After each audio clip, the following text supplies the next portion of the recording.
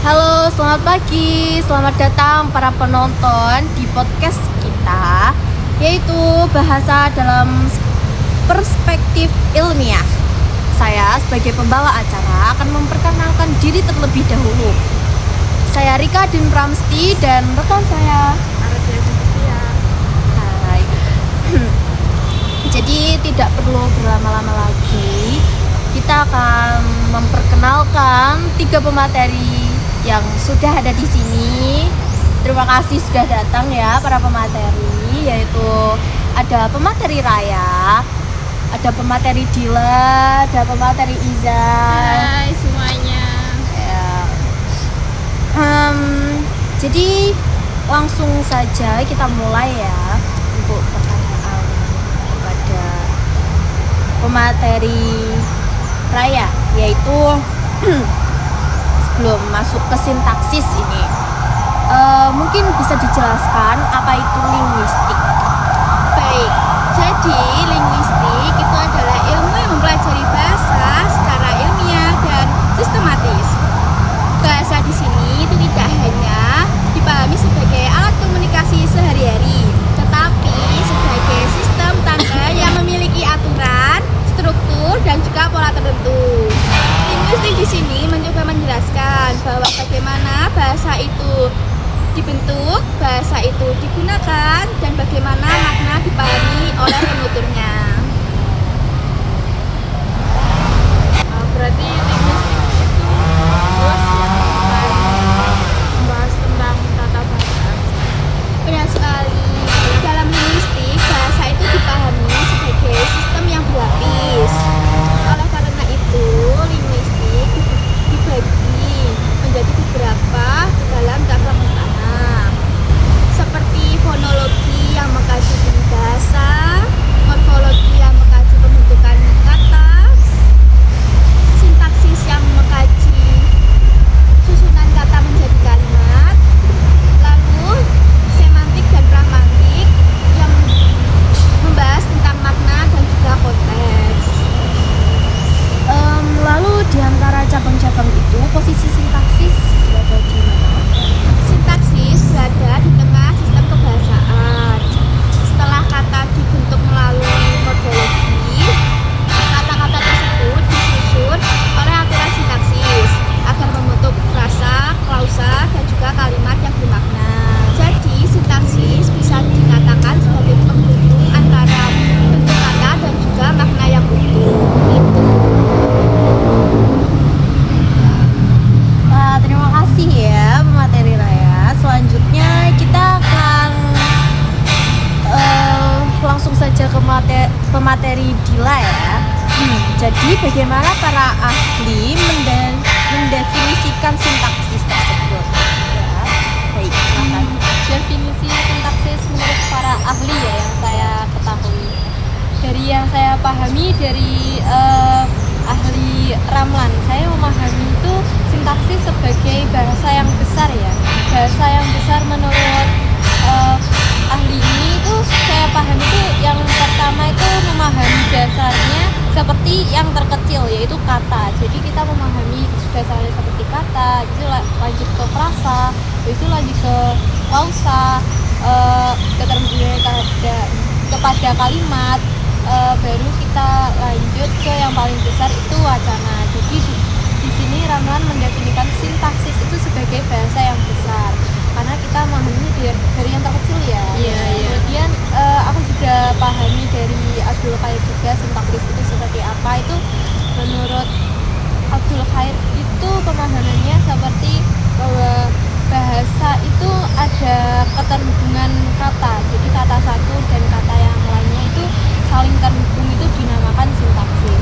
Kemudian di sini juga mendefinisikan sebagai jika katanya sama tapi kok susunannya dan maknanya berbeda. Karena susunannya kalau diubah walaupun katanya sama kan beda kan? Iya, betul. Nah, itu juga bisa kita masukkan keterhubungan kata satu sama lain seperti itu. Kemudian ada juga dari Verhaer, pemahaman dari Verhaer ini tentang sintaksis itu tingkatan suatu kata ya. Jadi mulai dari yang terkecil seperti pemahamannya klausa, kalimat, dan besarnya itu wacana. Dan hari ini itu menjelaskan bahwa sintaksis itu seperti sebuah tingkatan anak tangga gitu. Jadi kita pemahamannya ya dari yang terkecil sampai yang terbesar seperti itu. Lalu, apa sih perbedaannya frasa, klausa, dan kalimat? Nah, untuk frasa, klausa, sama kalimat ini dari pemahaman para ahli dan yang saya baca ya, itu kalau frasa itu kan sebuah keterhubungan kata satu dengan kata yang lainnya, tidak memiliki SP. SP itu apa? Subjek sama predikat. Iya. Nah, di kedua kata yang saya terhubungan ini tidak memiliki subjek sama predikat, itu dinamakan frasa. Contohnya seperti anak pintar, buah naga, seperti itu. Kemudian kalau klausa ini atasnya si frasa. Klausa ini tuh membahas tentang sebuah kalimat yang udah struktur SP-nya subjek sama predikat, tapi belum bisa utuh dan masih menggantungkan maknanya ke kalimat gitu. Walaupun udah ada subjek sama predikatnya, si klausa ini tuh belum bisa berdiri sendiri. Kemudian kita lanjut ke kalimat. Kalimat ini udah mencangkup kelengkapan dari frasa sama klausa. Jadi udah punya subjek sama predikat, tapi bisa berdiri sendiri, punya maknanya. Jadi dari ketiga itu, frasa, klausa, sama kalimat, jadi ketiga ini tuh bedanya dari kelengkapan struktur dan kemandirian maknanya, seperti itu. Iya, terima kasih ya pemateri Dila sudah menjelaskan secara rinci. Nah, sekarang kita lanjut pada langsung saja masuk ke bagian yang lebih teknis ya, bersama pemateri Iza. Itu apa sih jenis-jenis yang terdapat pada sintaksis ini? Jadi jenis-jenis pada sintaksis itu ada 5 ya. Nah, 5 ini itu yang pertama itu ada kalimat inti dan kalimat non-inti. Yang kedua itu ada kalimat tunggal dan kalimat majmuk. Yang ketiga ada kalimat mayor dan kalimat minor. Yang keempat ada kalimat bebas dan kalimat terikat. Dan yang terakhir itu ada kalimat verbal dan non verbal. Nah, di sini saya akan menjelaskan sedikit saja karena waktunya juga ini terbatas ya. Tidak apa-apa, Iya. kita ada luang kok. Ya, maaf ya. Ya udah, kita langsung saja ke pembahasannya. Yang pertama tadi yang sudah saya katakan itu yang pertama kalimat inti dan kalimat non inti. Nah, kalimat inti itu sendiri memiliki arti kalimat yang memiliki klausa inti yang lengkap. Jadi kalimat intinya itu lebih lengkap klausanya. Begitu. Biasanya itu dia bersifat deklaratif, aktif, netral, dan afirmatif. Terus yang kedua itu ada kalimat non inti. Nah, kalimat non inti ini dibentuk dengan adanya kalimat inti yang sudah melalui proses transformasi seperti itu. Terus yang kedua, lanjut ya, yang kedua itu adalah kalimat tunggal dan kalimat majmuk. Sebenarnya kalimat tunggal dan kalimat majmuk itu bisa kita ingat-ingat dengan mudah dengan kita melihat klausanya. Jadi bedanya itu hanya di bagian klausanya saja. Jadi kalau kalimat tunggal itu klausanya itu cuman terdiri dari sejenis, kayak gitu. Jadi kalau kalimat majmuk itu klausanya ada banyak, gitu ya. Terus lanjut lagi, yang ketiga itu adalah kalimat minor dan kalimat mayor. Kalimat mayor sendiri itu memiliki arti kalimat yang memiliki klausa, di mana itu klausanya itu klausa yang lengkap. Jadi dalam artian klausa lengkap itu kayak gimana dalam kalimat minor ini, mayor ini, kayak gitu ya. Jadi dia itu lengkapnya dari segi SPOK-nya. Minimal dia itu harus memiliki subjek dan predikat ya, kalau mayor ini. Kalau sedangkan minor dia itu klausanya tidak lengkap. Jadi hanya terdiri dari subjek saja, terus objek saja, dan sebagainya. Terus yang keempat itu adalah kalimat verbal dan non-verbal. Nah, kalimat verbal ini sendiri itu memiliki arti kalimat yang klausanya itu predikatnya berupa frasa atau kata yang berkaitan dengan verbal atau berkategorikan verbal. Terus yang kedua tadi selain verbal tadi kan ada non-verbal. Nah, non-verbal ini dia itu kalimatnya itu bukan termasuk kata ataupun frasa yang berkategorikan verbal. Namanya saja non-verbal ya kan? Ya, mesti kebalikannya kayak gitu. Jadi dia itu berupa seperti nomina, adjektiva, terus numeralia, terus ada dan sebagainya lah. Banyak, iya banyak. Iya. Ini kan durasi juga kan. Terus lanjut yang terakhir atau yang kelima itu ada kalimat bebas dan terikat. Nah, kalimat bebas ini memiliki arti dimana kalimat tersebut ini memiliki potensi muncul dalam suatu ujaran seperti itu. Terus dia itu ujarannya bukan sekedar ujaran gitu ya, ujarannya harus dia itu ujaran yang lengkap, ya itu ujarannya. Terus yang kedua, yang selain dari kalimat bebas itu juga tadi ada kalimat yang terikat. Nah, kalimat terikat ini itu pokoknya pengertian sebaliknya. Jadi dia itu tidak bisa berdiri sendiri dalam suatu ujaran yang langsung. Iya, kan terikat. Seperti halnya kayak pembukaan gitu ya. Dalam paragraf pembukaan itu kan kalau nggak ada kalimat lanjutannya kan nanggung. Kayak dia kan maksudnya terikat atau tidak bisa berdiri sendiri itu ya seperti itu. Kayak misalnya kita mengucapkan kata assalamualaikum, terus kita nggak mengawali kalimat pembukaan setelah kata assalamualaikum, itu kan kayak gak nyambung. Ini orang mau ngapain kayak gitu gak sih? Iya. Iya, untuk kejelasan lebih lanjut seperti itu. Iya. Iya. Terus untuk sintaksis itu sendiri apa sih contoh? Oh, contoh. Sebelum kita ke contohnya ya. Jadi kita itu harus dalam kajian sintaksis ini kita harus mengerti 3 aspek atau 3 kategori yang sangat berkaitan. Jadi sebelum kita mengenal apa itu tadi yang disampaikan Mbak Dila, kata, frasa dan sebagainya, itu kita harus mengetahui ketiga hal ini. Nah, ketiga hal ini berupa fungsi, kategori, dan peran dari sintaksis. Nah, fungsi dari sintaksis ini berupa subjek, predikat, objek, dan keterangan.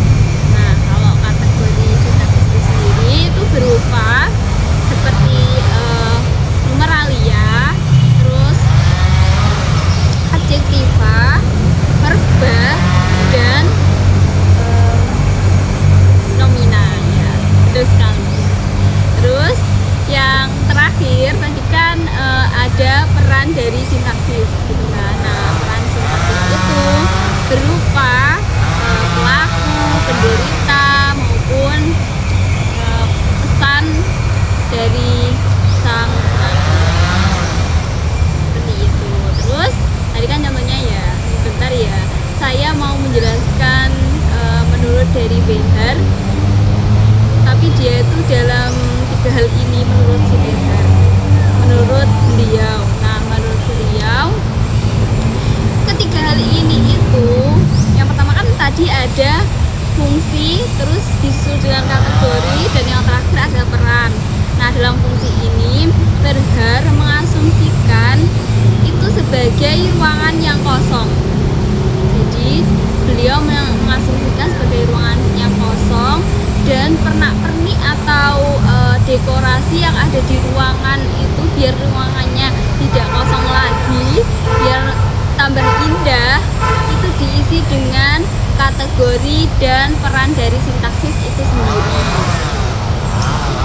Jadi beliau memberikan contoh juga seperti kalimat nenek melirik kakek tadi pagi. Nah, kalimat tersebut bisa kita analisis satu persatu bahwa nenek itu yaitu sebagai subjek. Nah, subjek di sini itu memiliki kategori sebagai nomina. Dan yang kedua tadi adalah ada kata melirik. Nah, melirik di sini itu sebagai predikat. Nah, di sini itu berkategorikan juga sebagai verba atau kata kerja. Terus yang kakek dia itu berperan sebagai objek atau yang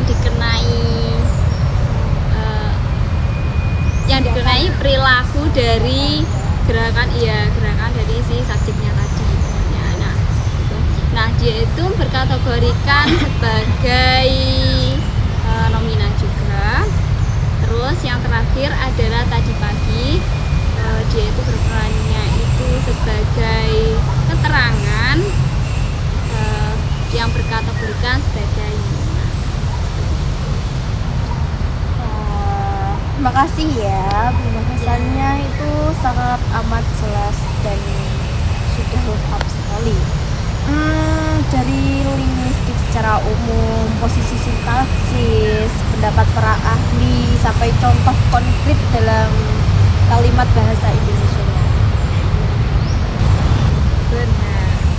Jadi sintaksis itu bukan sekedar teori, tapi sangat dekat dengan penggunaan bahasa kita. Terima kasih ya untuk materi kali ini sudah menyempatkan datang ke podcast kita gitu. Yes, Dengan cuaca yang cerah ya hari ini, sedikit mendung redup juga. Penjelasannya tadi itu sangat amat membantu bagi kita yang belum memahami gitu ya bagaimana sintaksis dalam linguistik tersebut. Terima kasih juga pada para penonton yang sudah mendengarkan podcast kita ya. Untuk kali ini ya, terima kasih, cukup sampai di sini. Kembali lagi. Saya mau minta maaf pada semua penonton kalau ada salah materi atau salah ucapan dari kita. Iya. Bisa dibenarkan melalui kolom komentar. Sangat membantu ya. Iya. Kita juga sama-sama belajar. Iya. Pada acara. Iya. Terima kasih untuk podcast kali ini. Saya sebagai pembawa acara undur diri untuk menutup podcastnya. Sampai jumpa lagi di podcast selanjutnya. Dadah. Terima kasih. See you. Bye bye.